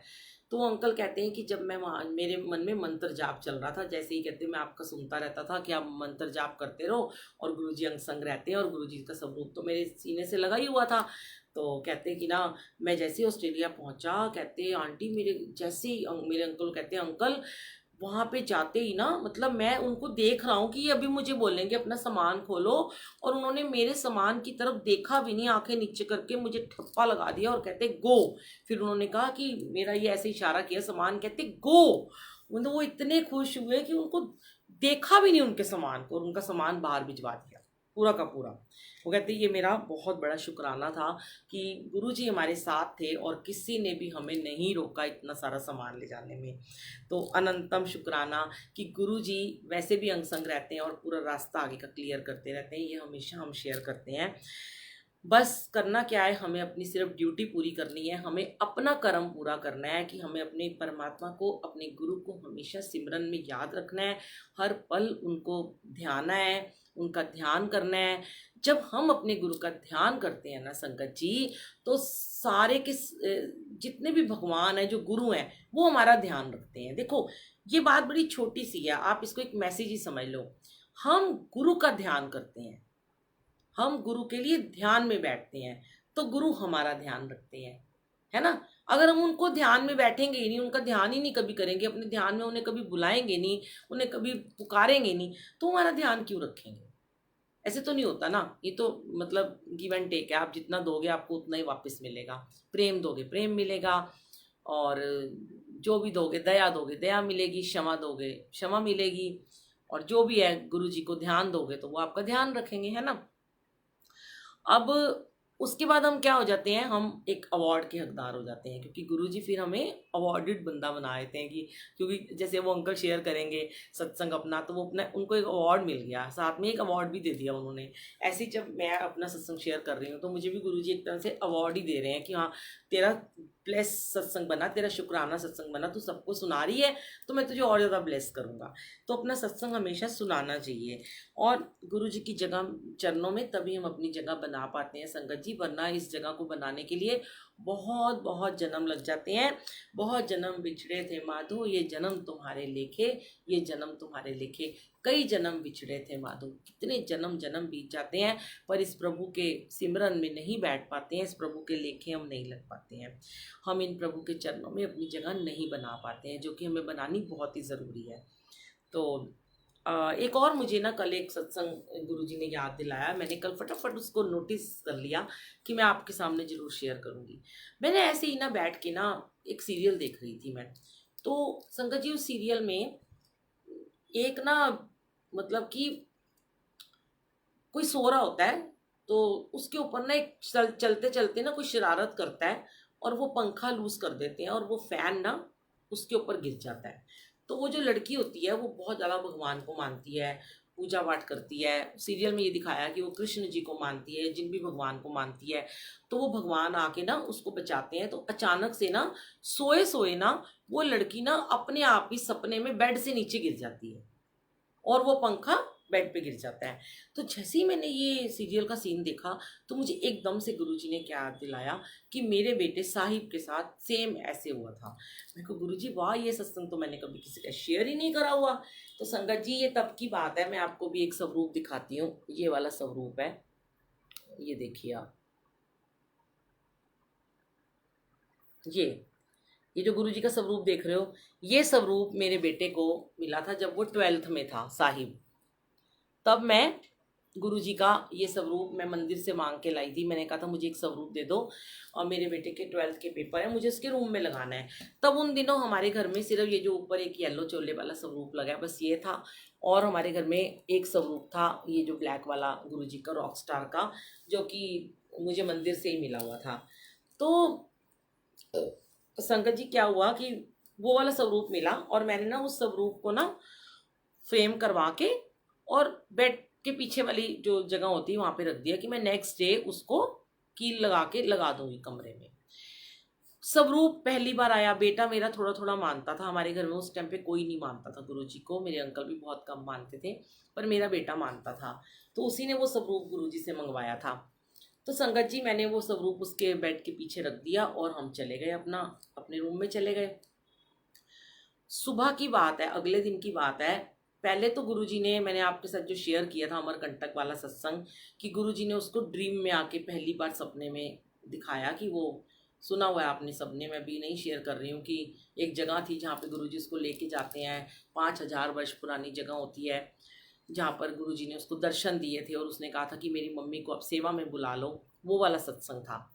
उसके बाद उस दिन मैं अमृतसर गई हुई थी। तो जब मैं वापस आती हूँ अमृतसर से, तो मैं बड़ी खुश थी कि आज गुरुजी ने पहली बार ही मेरे बेटे को इस स्वरूप के जरिए दर्शन दिए। कहते हैं जब भी गुरुजी स्वप्न में, ड्रीम में दर्शन देते हैं, वो उनके साक्षात दर्शन होते हैं। तो संगत जी जिस रूम में मेरा बेटा सोता था, मेरी छोटी बेटी दूसरे रूम में सोती थी, बड़ी बेटी तो वहाँ पे थी नहीं, और हम अलग रूम में सोते थे। तो जिस रूम में वो सोता था ना, तो उसके कमरे का जो पंखा था ना, वो ना ची ची ची ची बड़ा करता रहता था, मतलब आवाज़ आती थी उसमें से। तो हमने कई बार ना उसके पेच भी कसे, मेरे हस्बैंड ने उसके पेच कसे, पर वो फिर भी चू चू करता था। हमने उसमें ग्रीस भी लगवाई, चेक भी करा लिया, कुछ भी नहीं था उस पंखे में, बस आवाज़ आती थी हल्की हल्की। तो मैं ना सुबह स्टूडियो चली जाती थी मैं अपना 10 बजे, जो मेरा नेल आर्ट का स्टूडियो था उन दिनों में, हम रहते थे यहाँ पीतमपुरा सरस्वती विहार में। तो वहाँ मैं चली जाती थी। तो ये बेटा तब थोड़ा लेट ही उठता था, स्कूल जाने वाला था, और शायद छुट्टी थी उसकी, पता नहीं अगले दिन क्या था। तो मुझे ना उसका फ़ोन आया, मेरे को साहिब के ही गुरुजी ने 2 सत्संग याद कराए हैं। उसका फ़ोन आया दोपहर को, बड़ा डरा हुआ था वो। तो कहने लगा मम्मी आपको पता है मेरे साथ क्या हुआ? मैंने कहा नहीं। तो कहता है मैं तो बड़ी गहरी नींद में सोया हुआ था। और संगत जी वो ना गर्मियों में ऐसे शॉर्ट्स पहन के सोता है और ऊपर बनियान भी नहीं पहनता, मतलब शर्ट भी उतार देता है और पूरा ऐसे ही सोता है वो। उसको गर्मी बड़ी लगती है एसी चला के, और फैन भी फुल स्पीड पे चल रहा था उसका, और उसने सिर्फ शॉर्ट्स पहनी हुई थी। और वो कहता है कि मैं सोया हुआ था और अचानक से पंखा चलता हुआ उसके ऊपर गिर गया। और संगत जी वो तो वहां से नहीं हिला, उस वो ना ऐसे दो टांगे फैला के सोया हुआ था, पूरी ऐसे दोनों टांगे ऐसे थी बेड पे, और पंखा उसकी टांगों के बीच में जाके गिरा और एकदम से बंद हो गया पंखा, एकदम बंद हो गया। मतलब हैरानी की बात है कि उसका बाल भी बांका नहीं हुआ, क्योंकि गुरुजी उसके सर पे पहले ही विराजमान बैठे थे। और वो एकदम से उठा और चिल्लाता चिल्लाता बाहर आया। घर में कोई भी नहीं था, पापा भी नहीं थे। उसने मुझे फ़ोन किया तो मैं बहुत डर गई। मैंने कहा तुझे कुछ हुआ? उसने कहा नहीं मम्मी मुझे कुछ भी नहीं हुआ, मैं बच गया, मुझे आज गुरुजी ने ही बचाया है। और कह रहा है इतना फुल स्पीड पंखा चल रहा था, जबकि जब पंखा गिरता है तो वो थोड़ा पर हिलते रहते हैं, चलते रहते हैं, पर वो पंखा एकदम से बंद हो गया और गिरा। और उसकी पैर उसके जो पर थे वो उसकी टांगों के ऊपर ऐसे आराम से जैसे रखे हुए थे। कह रहा था, वो बता रहा था मेरा बेटा कि मम्मी ऐसे था कि जैसे किसी ने पंखा खोल के मेरे ऊपर रख दिया हो। बताओ ऐसे कभी होता है कि पंखा ऊपर से नीचे गिरा और बंदे का हाल क्या होगा? वो कहते मेरे किसी ने से पंखा मेरी टांगों के बीच में रख दिया। तो वो गुरु जी थे। अनंतम शुक्राना गुरु जी का। ऐसे ही एक और सत्संग था संगत जी, साहिब का ही सत्संग है हमारे मॉल में, जहाँ पे हमारा नॉर्थ एक्स मॉल में वो स्टूडियो था, छोटा स्टूडियो था। तो वो आता था कभी कभी मेरे पास कुछ खाने पीने के लिए आ जाता था, तो उसके फ्रेंड्स भी आ जाते थे। तो एक दिन वो आया तो मैंने बोला साहिब तू ना ऊपर चढ़ के ना जरा एसी साफ कर दे। तो वो वीडियो आज भी मेरे पास है। हम हंस हंस के बेहाल हो जाते हैं। जो उसकी वीडियो किसी बच्चे ने शूट करी थी, उसके किसी दोस्त ने, तो मैं उसको बोला कि तू ना जरा ये कुर्सी पे चढ़ के ना एसी का वो निकाल दे, बहुत गंदा हो रहा है। तो उसने ना कहता है मैं नहीं कर रहा। मैंने कहा कर देना साहिब, तेरा हाथ चला जाएगा। तो संगत जी वो चढ़ा, तो जो कुर्सी थी जिसपे मैं बैठती थी वो व्हील उसमें लगे हुए थे, गोल गोल घूमती थी, जैसे ऐसे ऐसे घूम जाओ। तो मैंने कहा चल मैं ना तेरी चेयर को पकड़ लेती हूँ, तो इसके ऊपर चढ़ जा। तो मैंने उसकी चेयर को पकड़ लिया। अब वो उसका हाथ नहीं जा रहा था, वो बेचारा ऊपर उछल उछल के वो निकालता, और हम हंसी जा रहे साहिब और थोड़ा और थोड़ा और ऐसे करके। तो उसने हमें दिया, हमने उसको झाड़ के, हमने कहा चल अब लगा दे। अब उस वो इतना लंबा नहीं था कि उसका हाथ जाए, तो उससे लगे ही ना। तो हम हंसी जा रहे हंसी जा रहे हंसी जा रहे। तो कह रहे हैं हंस रहे हो मैं गिर जाऊंगा। हमने कहा नहीं नहीं तू नहीं गिरेगा, मैंने तेरी चेयर को पकड़ा हुआ है। इतने में क्या हुआ कि मैं उसको देख रही थी कि वो ऊपर लगा रहा है, और बाहर से अचानक से कोई क्लाइंट ने दरवाजा खोला और मैंने पीछे मुड़ के देखा तो मेरा हाथ कुर्सी से हट गया। और संगत जी वो कुर्सी जो गोल व्हील वाली थी वो ऐसे गोल गोल घूमी और पटक के उस कुर्सी ने उस बेटे को नीचे जमीन पे, पूरी कुर्सी घूम के जमीन के ऊपर धड़ाम से उसको गिरा दिया। इतनी तेज गिरा वो कि मतलब हमारी हंसते हंसते एकदम हम डर गए। पहले तो हम हंस रहे थे, हम इतना तेज डर गए कि इसको क्या हुआ। और सामने ही कांच की टेबल थी जिसके ऊपर हम नेल आर्ट करते थे। इतनी सी उसके अंदर जगह थी, समझ लो कि इतनी सी जगह पे जहाँ मैं बैठती थी, फिर इधर टेबल थी, और उसको बाल भी बांका नहीं हुआ। नहीं तो सोचो कि अगर उस कांच की टेबल पे गिरता, उसका सर फूट जाता, उसको चोट लग जाती। और संगत जी क्योंकि उसका बाल भी बांका नहीं हुआ, वहां पर भी हमारे गुरुजी का स्वरूप लगा हुआ था। और वो क्योंकि गुरुजी उसके अंग संग थे, और वो गुरुजी उसको ड्रीम में आके उसी उन्हीं एक हफ्ते में उसको वो दर्शन दे चुके थे। आज मैं यही कह रही थी ना आपको कि मैं आज आपको बड़े सारे अपने मतलब कि शुक्राने सुनाऊंगी। तो क्योंकि मुझे ना बार बार ना आज मेरे मन में ना बड़े टाइम से ना यही भाव आ रहे थे कि मैंने ना गुरु जी के ना शुक्राने सुनाने हैं। तो अच्छा मैं आपको भी एक रिसेंटली का सत्संग सुनाती हूँ, और फिर 9 बजने वाले हैं, आप लोगों को भी खाना खाना होगा। तो प्रीति आंटी इतनी प्यारी है ना, इतने अच्छे अच्छे मैसेज सब लिख रहे हैं, मैं पढ़ नहीं पा रही हूँ अभी संगत जी क्योंकि मेरा ध्यान भटक जाता है, आपको पता ही है। तो संगत जी अभी क्या हुआ कि मेरी डॉटर है जो छोटी वाली आंचल, उसको ना मैं बड़े दिन से कह रही थी कि आंचल तू ना मेरे साथ ना बड़े मंदिर चल ले। हो गया 1 महीना। तो वो कहती थी हाँ चलूंगी चलूंगी चलूंगी। 2 साल पहले वो गई थी, कोविड से पहले वो बीच में जा नहीं पाई। हम तो चले जाते थे, वो नहीं जा पाती थी क्योंकि उसका स्टूडियो है और रात को देर से बंद होता है। तो मैंने अचानक से उसको उस दिन कहा, इसी मंडे की नहीं सॉरी, अभी कौन से दिन की बात है, 3-4 दिन पहले की बात है, 4-5 दिन पहले की बात है। मैंने उसको बोला क्या चल आपको ना बड़े मंदिर चलेंगे हम। तो कहती है ठीक है। थर्सडे था उस दिन, फ्राइडे था सॉरी, जिस दिन हमारे यहाँ सुखमनी साहब का पाठ हुआ है। कहती चलो आज मैं चलूँगी। तो हम उसको कहा, मेरे पैर में लगी भी हुई थी तो मैंने कहा मैं अभी गई भी नहीं हूँ, 10-12 दिन हो गए, चलो बड़े मंदिर हुआ हूँ, शायद वहाँ की मिट्टी में मैं पैर रखूँगी तो मैं ठीक हो जाऊँगी। तो क्योंकि मैंने उसी दिन गुरुजी की मिट्टी भी लगाई थी जो मैं लाई हुई हूँ गीली करके अपने यहाँ पर, तो पैर में। तो उसके बाद ना हम मंदिर पहुँचे तो कहने लगी कि बड़ी भूख लगी हुई है। तो मैं गुरुजी को पूरे रास्ते बोल रही थी, गुरुजी आपकी भांजी आ रही है तो इसकी पसंद का आज इसको लंगर प्रसाद खिला दोगे ना, क्योंकि जब लास्ट टाइम हम गए थे तो उस दिन हमें कड़ी प्रसाद और आलू की सब्जी मिली थी और ये कड़ी खाती नहीं है, और मैंने इसको ये कह रखा है कि तूने जो भी तेरे को मिलेगा तुझे वहाँ पूरा खाना है, वो तेरी ब्लेसिंग है। तो हमें अंदर जाने दिया क्योंकि मेरे पैर में लगी हुई थी, तो सेवादारों ने कहा आप यहाँ से आगे आगे निकल जाओ। मेरे अंकल पीछे रह गए, हम दोनों आगे चले गए। जब हम लंगर खाने के लिए बैठे तो साथ वाली प्लेट में उसने देखा तो उसमें शाही पनीर था। वो बड़ी खुश हो गई, मम्मी आज तो शाही पनीर है। मैंने कहा वाह वाह गुरुजी, आप तो बड़ा ख्याल रखते हो अपनी बेटी का। अब देखिए गुरुजी के आपने भी सत्संग सुना कि गुरुजी कैसे एक नई बीमारी चोट लगाकर पुरानी बीमारी को ठीक करते हैं। ऐसे ही गुरुजी कैसे लंगर प्रसाद खिलाकर अपने बच्चों की प्रॉब्लम्स को सॉल्व करते हैं और उनकी जो भी उनको ब्लेसिंग देते हैं। तो हमारे पास थाली आई, मेरे पास आई 2 चपाती, एक में था शाही पनीर, एक में थी दाल थी और हलवा थोड़ा सा और चटनी। आंचल के पास जो थाली आई उसमें थे 2 चपातियाँ, एक शाही पनीर, खूब सारा हलवा, चटनी और 2 कटोर भर के दो उसमें दालें। कहती मम्मी सॉरी, कहती मम्मी आपको तो एक दाल मिली है, मुझे 2 दाल मिली है, वो भी बड़ी पतली दाल है। तो मैंने देखा कि संगत जी उस दाल में ना हरी मिर्चें तैर रही थी लंबी लंबी सी। तो मुझे कहती है ये तो मैं नहीं खा सकती। तो जब मैं मंदिर के अंदर जा रही थी उस दिन ना मुझे बड़ी सारी संगत मिली कि ऐसे ही जैसे मिल जाते हैं बुलबुल आंटी ये वो, नमस्ते जय गुरु जी। तो हम अंदर गए तो हमें एक सेवादार अंकल ने मास्क लगाया था, तो उन्होंने कहा बुलबुल आंटी कैसे हो, ऐसे करके वही सेवा कर रहे थे।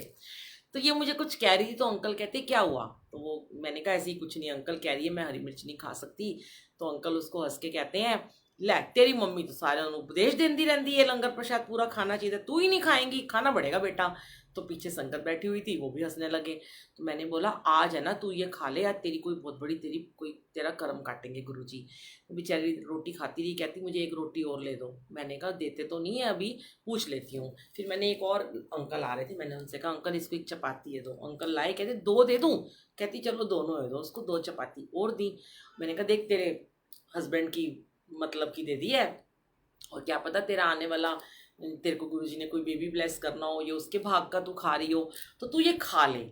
तो फिर क्या सारी उसने धीरे धीरे करके दाल सब्जी चटनी सब, चटनी भी बड़ी मुश्किल से उसने खाई, बहुत मिर्चें लग रही थी।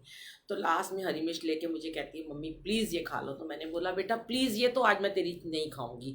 फिर मैंने उसको सत्संग सुनाने की कोशिश करी कि मैं कैसे लोगों को बताती हूँ कि आखिरी लाल मिर्च आखिरी हरी मिर्च में ही तुम्हारी असली ब्लेसिंग होती है।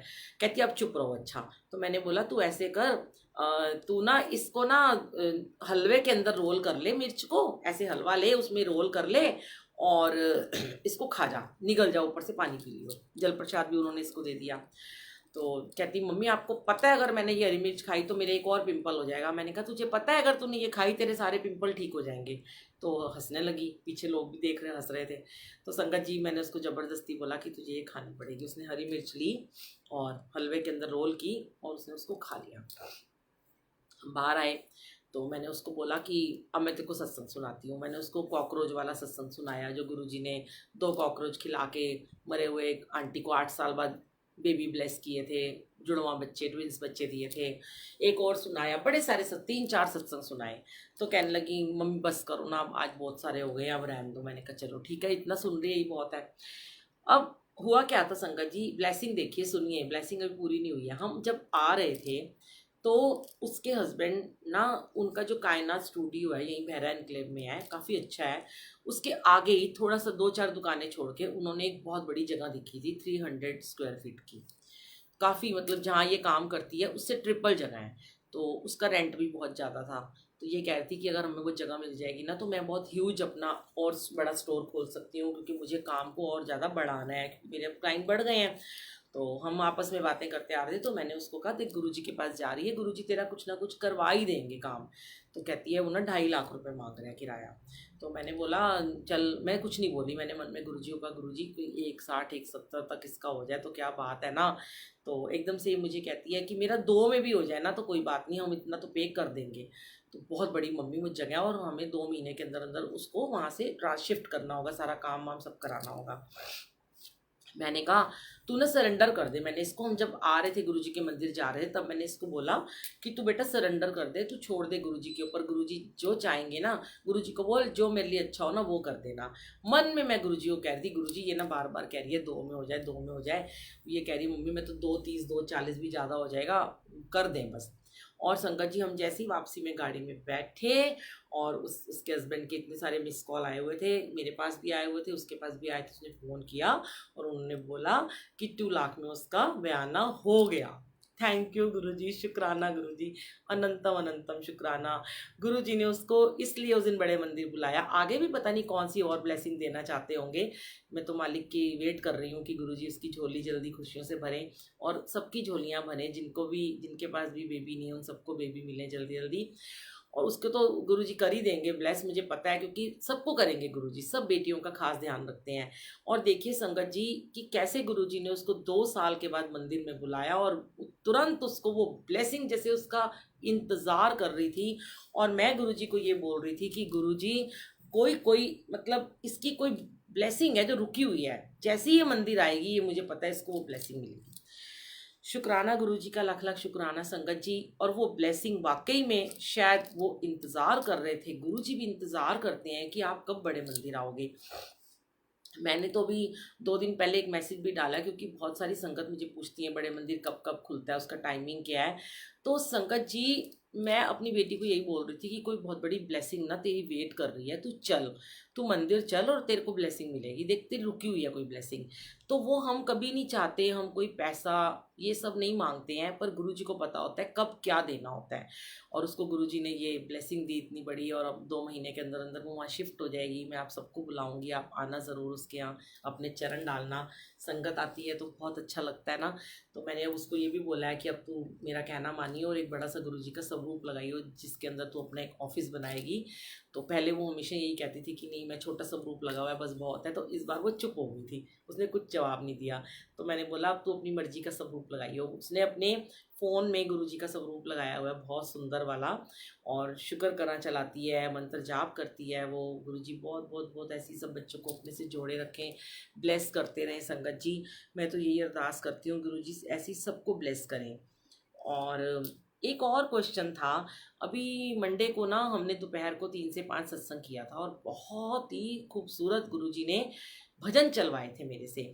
कई बार मैं खुद नहीं समझ में पाती हूँ कि गुरुजी, मैं रोज़ सत्संग में अमृत वेले में संडे को शबद गुरबानी चलाती हूँ, सबके घर जाके भी मैं शबद गुरबानी चलाती हूँ, पर कभी कभी आप हमारे घर में मंडे को भजन चलवाते हो, क्यों ऐसा होता है? तो कई लोग भी पूछते हैं कि आंटी आप बड़े अच्छे भजन चलाते हो। तो इस मंडे को गुरुजी ने विधि शर्मा के बहुत ही सुंदर सुंदर भजन चलवाए, बहुत सुंदर, मतलब जीवन ऐसे हो गए जैसे अमृत धारा में बह रहा था। प्रभु जी तुम चंदन हम पानी, मतलब जितनी भी संगत थी बहुत भाव विभोर हो रहे थे। तो गुरु जी ने मुझे सत्संग में ही बैठे बैठे ये थॉट दिया, जैसे कि पिछले कुछ दिनों में गुरु जी आरती चलवाते थे सदा मासूम जी की, नैनों के ये दीप जलाएं गाएं तेरी आरती। हम वो ओम जय शिव ओंकारा की जगह वो वाली आरती चलाते रहे। गुरुजी अमन सहारनपुरी जी का मंत्र जाप सुबह 20 मिनट का चलवाते हैं। तो गुरुजी ने ये भाव मुझे कई बार दिया कि मैं ये भजन और इनके इनके आवाज़ में गाए हुए आरती, इनकी आवाज़ में गाए हुए भजनों के थ्रू मैं इनको ब्लेस करता हूँ। जैसे आजकल गुरुजी रिंकू वीर जी की साखी चलवा रहे हैं सुबह, तो मेरे को गुरुजी ने ये थॉट दिया कि मैं आज विधि शर्मा को ब्लेस करने के लिए आया हूँ। तो हमें कभी भी बहुत ज़्यादा, कभी कभी अगर हम चलाते हैं, कोई इफेंट बट में नहीं पड़ना चाहिए, खुद भी नहीं सोचना चाहिए। वैसे तो शब्द गुरबानी ही चलनी चाहिए, क्योंकि जब हम भजन, गुरुजी ने मना किया, उन्होंने कहा बाद में चलाया करो, पर हमारे यहाँ हर मंडे सत्संग होता है, इसलिए मैं थोड़े से 2-4 भजन वो चला देती हूँ गुरबानी के बाद। तो क्योंकि मुझे लगता है शायद वो मैं सुनना चाहती हूँ या मुझे अच्छे लगते हैं, तो शायद गुरुजी उस बहाने उस सिंगर को ब्लेस करते हैं। जैसे कि उन्होंने सोनिया अरोड़ा जी को इतना ब्लेस किया उनका शुक्राना चलाकर। सोनिया अरोड़ा जी कितनी ब्लेस्ड हैं, वो खुद बोलती हैं कि मैंने मेरा शुक्र करा से ही मुझे गुरुजी ने आसमान पे पहुंचा दिया था, उससे पहले मैं कुछ भी नहीं थी, अरदासें करती रहती थी मैं। तो आज उनका शुक्र करा हर जगह चल रहा है। तो गुरुजी ने पुनीत खुराना जी, निधि साहिल, इतने बच्चे हैं, सदा मासूम, साज मल्होत्रा, सबको ब्लेस कर रहे हैं। ये सिद्धार्थ मोहन जी, सबकी आवाज़ों गुरुजी ब्लेस कर रहे हैं। हाँ, हमें शब्द गुरबानी पे ध्यान देना चाहिए। हमें पाठ को 2 घंटे की गुरबानी को ऐसे ही सुनना चाहिए, बानी पढ़ मतलब सुन के। अच्छा, एक और मैं आपके साथ शेयर करना चाहती हूँ। आज ही मुझे एक आंटी का एक स्क्रीनशॉट आया था लिखा हुआ, ना मुझे नाम याद है और ना ही मैं शेयर करूँगी नाम, मुझे ध्यान भी नहीं है। उन्होंने मुझे ये लिखा कि आंटी आप आज सत्संग करोगे लाइव में, थोड़ा शेयर करना कि कोई संगत है वो ना बड़ा मतलब संगत को गुमराह कर रही हैं। कैसे कर रही हैं कि उन्होंने ये लिखा था कि जैसे वो 2 घंटे की प्लेलिस्ट चलाती हैं, तो जैसे ही शुक्राना चलता है, शुक्राने के बाद मंत्र जाप होता है तो आरती होती है, तो वो शुक्राना चलने के बाद फिर से 1 घंटे के भजन लगा देती हैं। तो उस सत्संग को वो 3 घंटे का कर देती हैं। भाई अगर आपको भजन चलाने हैं 90 मिनट का, आप शब्द गुरबानी चलाओ 1.5 घंटे की, और आधा घंटे के लास्ट में आप भजन चला लो, ठीक है। अब 2 घंटे लोग आके बैठे हैं, अपने काम धंधे छोड़ के मुश्किल से आते हैं लोग, सत्संग में बैठते ही इतनी मुश्किल से हैं, फिर आप उन्हें 3 घंटे तक बिठा रहे हो और ऊपर से तुम उनको वो कर रहे हो, लंगर प्रसाद की वेट करवा रहे हो, या लंबे लंबे सत्संग शेयर करवा रहे हो किसी पुरानी संगत को बुलाकर 1-1 1.5 घंटे के, वो भी गलत है। तो आप उनको इस तरीके से गुमराह मत करो। और फिर ये भी बताया कि वो आंटी क्या करती हैं कि कभी कभी 2 घंटे की शब्द जो हमारा सत्संग होता है उसको 1 घंटे में ही ख़त्म कर देती हैं। तो ये फिर वो अगर उनको कोई कुछ बोलता है कि आप ऐसे क्यों कर रहे हो, तो वो ये बात जो बोलती हैं वो मुझे नहीं सही लगी कि मेरे को सत्संग में बैठे बैठे गुरुजी ने हुक्म दिया कि तुम इसको 3 घंटे कर दो या तुम इसको 1 घंटा कर दो। तो ऐसे नहीं होता कि भाई गुरुजी ये कभी भी बैठ के किसी को हुक्म नहीं देते कि तुम इस सत्संग को चेंज करो। वैसे सत्संग हमेशा 2 घंटे का ही होना चाहिए, क्योंकि जब संगत गुरुजी ने घरों में सत्संग शुरू करवाए थे तो वो 2 घंटे की होते हैं। अब हम अमृत वेला करते हैं, सुबह बच्चों को स्कूल जाना होता है, सबको ऑफिस जाना होता है, तो हम वो जपजी साहब का पाठ 2 शब्द और मंत्र जाप करके 1.25 घंटे में ख़त्म कर देते हैं, क्योंकि वो डेली होता है और संडे को वो 2 घंटे का ही होता है। हम जब किसी एक घर जाते हैं सत्संग सेवा करने के लिए तो हम 2 घंटे की ही गुरबानी चलाते हैं, मतलब 90 मिनट तो पक्का चलेगी चलेगी, लास्ट में शुक्राना चल गया, बधाई चल गई, मुबारक चल गया, ये सब चल जाता है। तो इसलिए अपने सत्संग की मर्यादा को संगत जी बनाए रखें प्लीज़। गुरुजी के ऊपर हर बात को ना डाला करें कि गुरुजी ने मुझे ऐसे बोला, गुरुजी ने ये थॉट दिया। और एक और मैं आपके साथ सत्संग शेयर करती हूँ, छोटा सा है। हमारा जो अजान है, जो यूएस में रहता है, गुरुजी की कृपा से गुरुजी का बच्चा, जो गुरुजी ने उसे खुद अपने हाथों से बनाया, इतना प्यारा खूबसूरत सा, आप सब जानते हो, उसके लिए गुरुजी की बेटी ने, काजल ने, और उसके हस्बैंड ने, गौरव ने, मॉडलिंग के लिए उसका नाम डाला हुआ था, क्योंकि उसका एक पेज बना हुआ है द ब्लू आइड बॉय के नाम से, इंस्टाग्राम पे आपने देखा होगा। तो उसके लिए मॉडलिंग के लिए उसको भेजा हुआ था, उसकी फ़ोटोज़ वगैरह गैप में और भी बड़ी सारी जगह पे डायपर वगैरह के लिए भेजी हुई थी। तो उसको बीच में एक आध जगह से मेल आया तो ये बच्चे देख नहीं पाए, स्किप हो गया, काफ़ी अच्छा वो था। उसके बाद एक जगह से और आया, उसको फूड की ऐड मिली है, मम्मी और बेटे दोनों को मिल गई। कहाँ, वो अजान के लिए ऐड ढूंढ रहे थे मॉडलिंग के लिए, और उसकी मदर और उसको दोनों को 1 मंथ के बाद वो आएगी यूट्यूब पे, फेसबुक पे, इंस्टाग्राम पे, सब पे आएगी वो ऐड, फूड की ऐड है। तो फर्स्ट मॉडलिंग का ऑफर हमारे अजान को और उसकी मम्मा को मिला है वहाँ यूएस में। इतना शुक्राना गुरुजी महाराज का, इतना इतना अनंतम अनंतम शुक्राना कि बात वहीं से शुरू हुई थी, वहीं पे समाप्ति कर रही हूँ। जो मांगे ठाकुर अपने ते, सोई सोई देवै, नानक दास मुख ते जो बोले, यह हुआ सचो है। जो मांगे ठाकुर अपने ते, सोई सोई देवा, जो मांगते हैं वो देता है। क्यों, कब देते हैं वो, कब कृपा करते हैं आपके ऊपर, जब आप उनको अपना 100% समर्पण कर देते हो संगत जी, जब सारी चीज़ें उनके ऊपर छोड़ देते हो, जब उनका ध्यान लगाते हो, तब वो आपका ध्यान रखते हैं संगत जी। ये बात याद रखना, जब जब हम अपने गुरु के ध्यान में बैठते हैं, गुरु जी को हमारा ध्यान सर्वोपरि रहता है, सबसे ऊपर रहता है। फिर नानक दास मुख से जो बोले, यह वो सचों में। हम फिर जो भी अपने मुंह से बोलते हैं वो गुरुजी उसको सच कर दिखाते हैं। सच की राह पे चलने वालों के सारे काम जल्दी से होते हैं, सही होते हैं, तरीके से होते हैं, ब्लेसिंग मिलती है। और जब भी आप किसी को प्रेम करते हो, प्रेम करना कहते हैं ना, निष्पाप निस्वार्थ रूप से प्रेम करो, निष्काम भावना से सेवा करते रहो, प्रेम बांटते चलो, तो आपको हमेशा हमेशा हमेशा गुरु की ब्लेसिंग मिलेगी मिलेगी। तो लास्ट में वो गाना है ना, जिंदगी प्यार का गीत है, इसको हर दिल को गाना पड़ेगा, जिंदगी गम का सागर भी है, हंस के उस पार जाना पड़ेगा।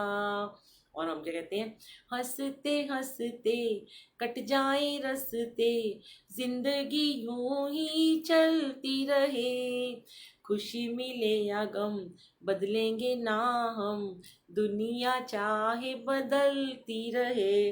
तो ये प्रॉमिस किसको करना है, सारी संगत को गुरुजी से करना है कि दुनिया चाहे बदलती रहे, बदलेंगे ना हम, गुरुजी तेरा मेरा प्यार कदे ना बदले, गुरुजी तेरा मेरा प्यार कदे ना बदले, मेरा ये व्यवहार कदे ना बदले, गुरुजी तेरा मेरा प्यार कभी ना बदले। तो ये प्यार अनंतम अनंत अनंत युगों तक गुरुजी बना रहे। जो भी हमें जन्म मिले, जिस भी जूनी में हम जाएं, हमारे गुरु का साया, हमारे गुरु का हाथ हमारे सर के ऊपर हमेशा रहना चाहिए। सदा सदा दातार मेरा साहिब, मेरा नीत नमा सदा सदा दातार। जय गुरु जी, शुक्राना गुरु जी, अनंतम अनंतम शुक्राना। सत्संग तो बहुत सारे हैं संगत जी, फिर सुनाऊंगी। और हाँ, याद रखिएगा 13 अप्रैल को, अभी इस 13 अप्रैल को बैसाखी वाले दिन गुरु जी यहाँ पर हमारे मियाँ वाली में सनातन धर्म मंदिर में बहुत बड़ा एक महासत्संग करवाने जा रहे हैं। सारी संगत गुरु परिवार मिलकर इसको कर रहे हैं। सनातन धर्म मंदिर है, गेट नंबर 3 मियाँ वाली से एंटर होती है, उसका हॉल है एसी वाला, जिसके अंदर 500-600 जितनी गुरुजी चाहेंगे संगत समा जाएगी। और सबसे एक मेन खास बात है, गुरुजी उसमें किन्नर को ब्लेस करने आ रहे हैं, जो मेरा बहुत पुराना ड्रीम था, किन्नर के साथ सत्संग, किन्नर को गुरुजी की ब्लेसिंग दिलाना, ताकि उनको अगला जन्म किन्नर का ना मिले, वो भी एक नेचुरल इंसान के रूप में पुरुष या स्त्री बन के आए। और वो किन्नर आएंगे, जो जयपुर से, जोधपुर से, बहुत जगह से किन्नर के गुरु आ रहे हैं। आप सब उनकी ब्लेसिंग लीजिएगा, ज़रूर आइएगा। 13 अप्रैल को बैसाखी वाले दिन शाम को 5 से 7 सत्संग है। मैं फेसबुक पर भी डाल दूंगी और अपने यूट्यूब पर भी डालूंगी, और इसको आपको मैं इसमें भी डालूंगी, व्हाट्सएप ग्रुप्स में भी डाल दूंगी। तो अपना समय निकाल के रखिएगा, 13 अप्रैल बैसाखी वाला दिन। जय गुरु जी, शुक्राना गुरु जी, love you Guru ji, love you all संगत जी। आप सबने इतने प्यार से बैठकर सत्संग को सुना, ग्रहण किया, अमल भी करोगे तो और अच्छा रहेगा। आपको क्वेश्चन के आंसर मिले होंगे। कोई फैन बट मत रखा कीजिए संगत जी, सिर्फ और सिर्फ अपने गुरु जी को प्यार करें, पूरी संगत को प्यार करें, और गुरु जी को बोलें कि हमारी परछाई ऐसी बना दो, इतनी स्ट्रांग हमारी परछाई को कर दो कि हमारी इस परछाई को जो छू भी जाए वो ब्लेस हो जाए। जय गुरु जी।